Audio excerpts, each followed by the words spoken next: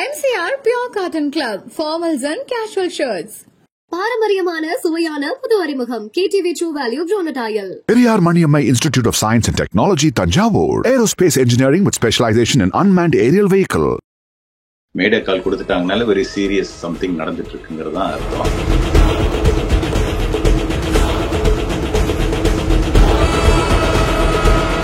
எல்லாருடைய கொஸ்டின் இப்ப நம்ம ஸ்பெகுலேட் பண்ணல, இதுதான் நடந்திருக்கும், அது மிகவும் தவறு. ஏன்னா வந்து நம்ம டேக் ஆஃப் ஆகி உடனே இப்படி விழும், அது நம்ம மாடர்ன் ஏர்கிராஃப்ட்லாம் அவ்வளவு சேஃப்னு நினைச்சிட்டு இருக்கும்போது என்னதான் நடந்திருக்குங்கிற ஒரு பெரிய ஆவல் இருக்கு. அந்த டேங்க்ல வந்து நிறைய ஃபியூல் இருக்குங்கிறதா உண்மை. அது வந்து இந்த விபத்தை இன்னும் மோசமாயிட்டு இருக்கும். Most likely 2 engine power loss வரவே வராது. ஆனா இது வந்து மேசிவ் இன்ஜின்.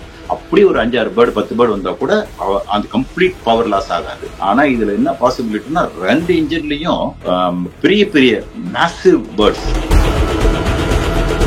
ஒரு குடியிருப்பு பகுதியிலேயே விழுந்திருக்கு. சோ மேடே டிக்ளேர் பண்ணிட்டாங்கன்னா இமீடியட்டா இங்கிருந்து எப்படி அது கண்ட்ரோல் பண்ண முடியும்? இந்த இன்சிடென்ட்ஸ்ல unfortunately very sad to say that பைலட்டுக்கும் கண்ட்ரோல் போய் எந்த விதத்திலையும் பண்ண முடியாத ஒரு சூழ்நிலையில இருந்துதான் இந்த மாதிரி ஒரு விபத்துக்குள்ளாயிருக்குங்கிறது ரொம்ப துக்ககரமான நாளா இன்னைக்கு மாறி இருக்கு அப்படின்றது பார்க்கணும் சார். ஏன்னா குஜராத்தில் ஏற்பட்டு இருக்கக்கூடிய அந்த விமான விபத்து, அதுவும் குடியிருப்புக்கு மத்தியில் அந்த கோர சம்பவம், உண்மையாவே அது எப்படி சொல்றதுன்னு தெரியல. ஏன்னா அந்த சில வீடியோக்கள் இப்போ வெளியே வர்றது பார்க்க முடியுது. அது அந்த அந்த அந்த விமானம் தானான்றது தெரியல, ஆனால் அது உறுதிப்படுத்தப்படும். அந்த ஃப்ளைட்டு பறக்க ஆரம்பிக்கும் போதே அது விழுகக்கூடியது, உள்ளிருந்து எடுத்த காட்சிகள் அப்படின்றதெல்லாம் சிலது இப்போ உடனடியாக வலைதளங்களில் பார்க்க முடியுது. முதல்ல இந்த விபத்து குறித்து உங்களுடைய பார்வை எப்படி இருக்கு சார்? என்ன நடந்திருக்கும் அதுல? நீங்க இன்ட்ரோ கொடுத்த மாதிரி இது வந்து மிக மிக ஒரு மோசமான ஒரு விபத்து. அதே மாதிரி இந்த வருஷத்துல ஒரு one of the worst fatal கிராஷஸா வந்திருக்கு. காலையில எந்திரிக்கும் போதே ஒரு வெரி பேட் நியூஸா தான் பார்த்தேன். இது இந்தியாவுக்கு மட்டுமல்ல, இது எல்லாருக்குமே ஒரு உலகத்திலே ஒரு குலுக்கி போட்ட சம்பவமா தெரியுது. ஏன்னா இந்த ரக விமானம் முதல் முறையில ஒரு ஃபேட்டல் ஆக்சிடென்ட்டை சந்திச்சது இதுதான். 14 வருஷமா ரொம்ப சக்சஸ்ஃபுல்லா போற ஒரு ரிலையபிள் ஒரு ஏர்கிராஃப்ட் இப்படி டேக் ஆஃப் ஆகி 625 அடி முடிய மேல போயிட்டு அதுக்கு மேல கம்ப்ளீட்டா பாத்தீங்கன்னா லாஸ் ஆஃப் கண்ட்ரோல், பவர் இல்லாத அப்படியே கீழே இறங்கிட்டே இருக்குது. மேடே கால் கொடுத்திருக்காரு, பைலட் கொடுத்திருக்காரு. கொடுத்துட்டு ஃபர்தரா அவர் பேச முடியல. ஏன்னா இப்போ ஃபிளைட்ல ஒரு மேடே கால் கொடுத்தாங்கன்னா அந்த மாதிரி ஒரு ரொம்ப என்ன சொல்றது டெட்லி பிரச்சனைக்கு தான் அது கொடுப்பாங்க. அதுக்கு முதல்ல எல்லாம் பேன் கால் கொடுப்பாங்க, வேற ஏதாவது சொல்லுவாங்க. மேடே கால் கொடுத்துட்டாங்கனால வெரி சீரியஸ் சம்திங் நடந்துட்டு இருக்குங்கிறது தான் அர்த்தம்.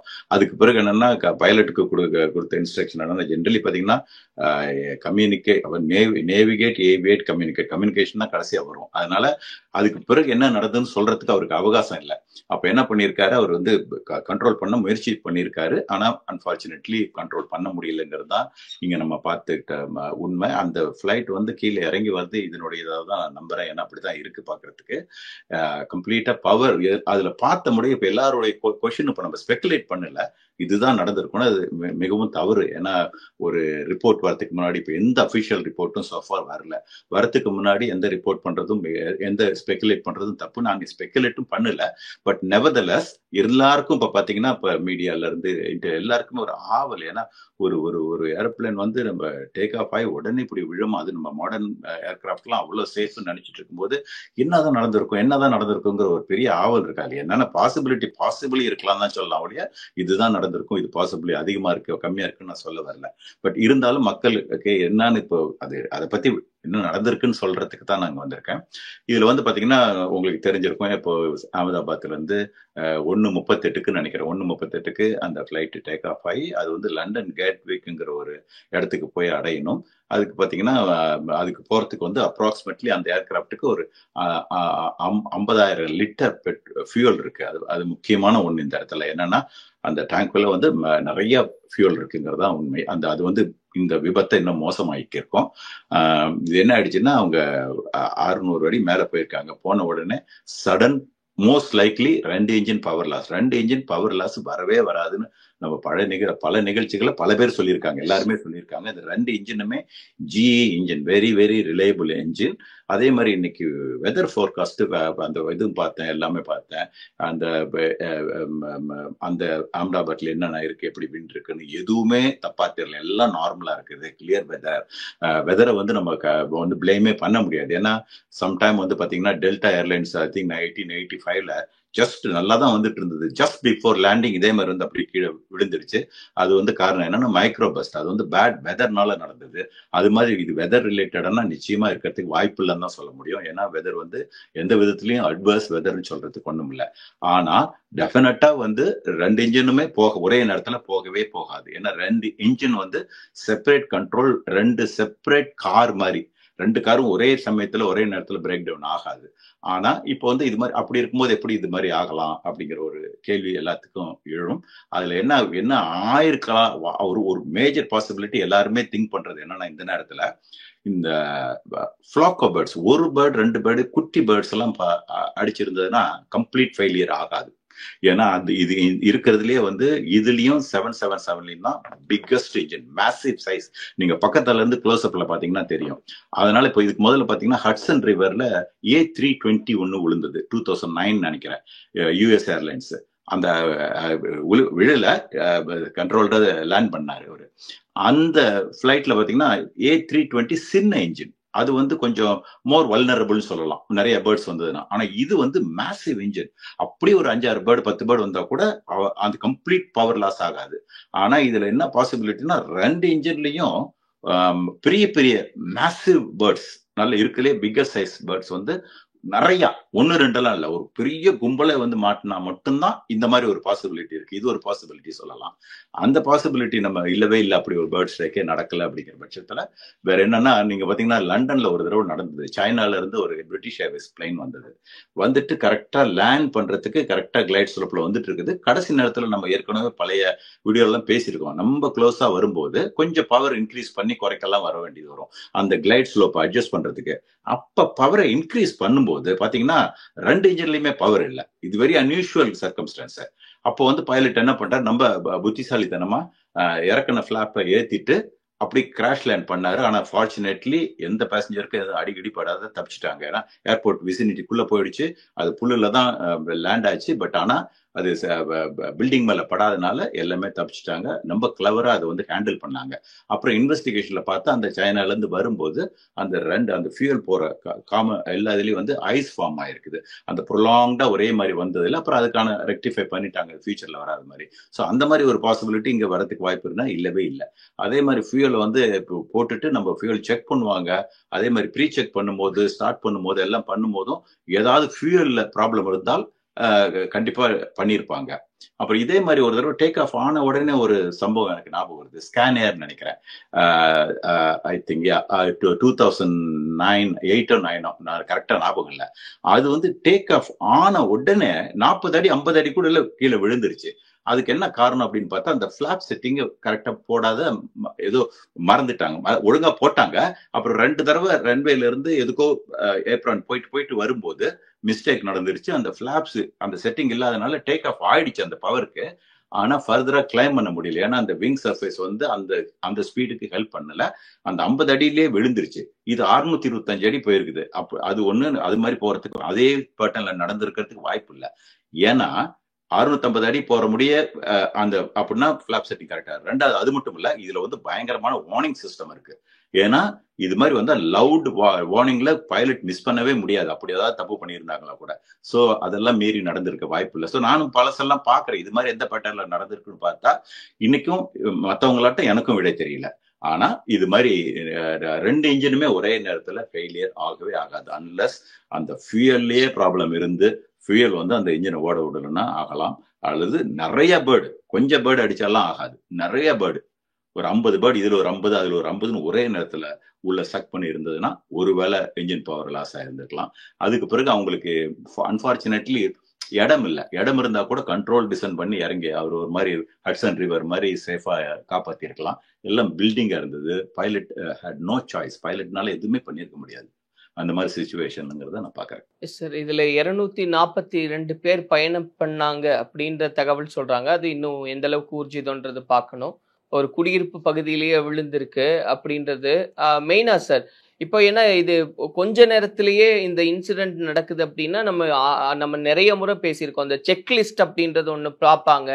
அப்ப எல்லாமே செக்லிஸ்ட் கிளியர் ஆனதுக்கு அப்புறம் தான் அந்த விமானத்தை இயக்க ஆரம்பிப்பாங்க. அப்படிங்கும்போது இப்படி ஒரு சம்பவம் அது எப்படின்றது இன்னுமே ஒரு பெரிய குழப்பமா இருக்கு சார். 100% பண்ணிருப்பாங்க, எல்லா செக்லிஸ்டும் பண்ணிருப்பாங்க. அதனாலதான் சொல்றேன், அந்த ஃபியூல் ஏதாவது இஷ்யூவா இருந்தா கூட ஃபியூலுமே செக் பண்ணுவாங்க, அது ஏதாவது இருக்கான்னு சொல்லிட்டு, ப்ராப்பரா இருக்கா, கண்டாமினேஷன் இருக்கா எல்லாம் செக் பண்ணுவாங்க.